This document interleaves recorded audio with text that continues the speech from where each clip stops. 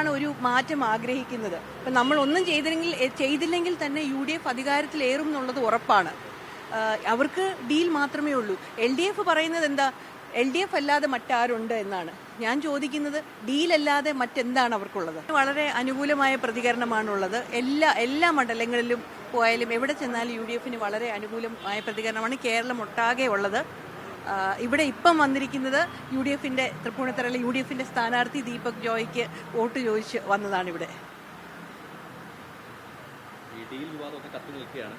അപ്പോൾ തൃപ്പൂണിത്തറ കുന്നത്തനാട് ഉൾപ്പെടെ എറണാകുളം ജില്ലയിൽ ഈ വിവാദം UDF വലിയ രീതിയിൽ കത്തിച്ചു കൊണ്ടുവരുന്നുണ്ട്. അതിന് മറുപടി LDFന്റെ ഭാഗത്ത് വന്നുകൊണ്ടിരിക്കുന്നു. അത് പ്രതിഫലിക്കുമോ? അത് വോട്ടായി മറുപടി വരുന്നുണ്ടോ? കേരളത്തിൽ 10 വർഷത്തെ ദുർഭരണം, സത്യം പറഞ്ഞാൽ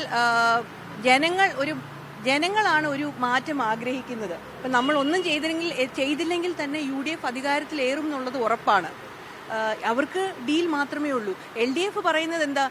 LDF അല്ലാതെ മറ്റാരുണ്ട് എന്നാണ്. ഞാൻ ചോദിക്കുന്നത് ഡീലല്ലാതെ മറ്റെന്താണ് അവർക്കുള്ളത്? അങ്ങനെ പറയുന്നു, മറ്റാരുണ്ട് എന്ന് പറയുന്നത് മാത്രമേ അവർക്കുള്ളൂ. പക്ഷേ സാധാരണ ജനങ്ങൾ മാറ്റം ആഗ്രഹിച്ചുകൊണ്ടിരിക്കുകയാണ്. അത് നമുക്ക് ഏത് മണ്ഡലത്തിൽ പോയാലും കാണാൻ പ്രതിഫലിക്കുന്ന ഒരു പ്രതിഭാസമാണ് ഒരു മാറ്റം.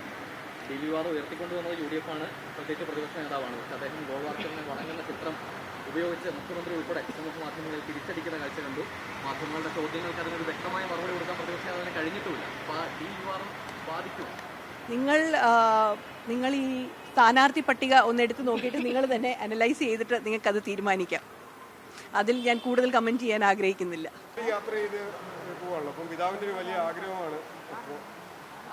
എനിക്ക് വളരെ സന്തോഷമുണ്ട് ഇവിടെ വന്ന് ഈ മെട്രോ സ്റ്റേഷനിൽ ഇവിടെ വന്നൊരു പ്രചാരണത്തിന് വരാൻ സാധിച്ചത്. അത് ദീപകിന് വേണ്ടി അവർ പറഞ്ഞതനുസരിച്ചാണ് വന്നത്. അപ്പയുടെ വികസനത്തിൻ്റെയും കരുതലിൻ്റെയും ഒരു വികസനത്തിൻ്റെ ഒരു നേർക്കാഴ്ചയാണ് നമ്മുടെ മുമ്പിലുള്ളത്. അപ്പ മുഖ്യമന്ത്രിയായിരുന്ന കാലത്ത് വികസനവും കരുതലും തന്നെയായിരുന്നു മുഖമുദ്ര. മെട്രോയെ പറ്റി പറയുകയാണെങ്കിൽ കല്ലിട്ട് അതിൻ്റെ ട്രയൽ റൺ വരെ നടത്തി. പക്ഷേ അപ്പോൾ പിന്നെ ഭരണം മാറിയത് കൊണ്ട് ഉദ്ഘാടനം ചെയ്യാൻ സാധിച്ചില്ല. പക്ഷേ അവിടെ വന്ന് ഇത്രയും ആ സ്ഥലത്ത് തന്നെ വന്ന് അപ്പയുടെ പ്രിയ ശിഷ്യന് വേണ്ടി ദീപക് എന്ന് പറയുമ്പോൾ അപ്പ വളരെ കൊച്ചിയിൽ വന്നാൽ എപ്പോഴും ദീപക് കൂടെ കാണും. വളരെ സ്നേഹത്തോടെ കൊണ്ട് നടന്നതാണ്. ദീപകിന് വേണ്ടി വോട്ട് ചോദിക്കാൻ സാധിച്ചതിൽ വളരെ സന്തോഷമുണ്ട്.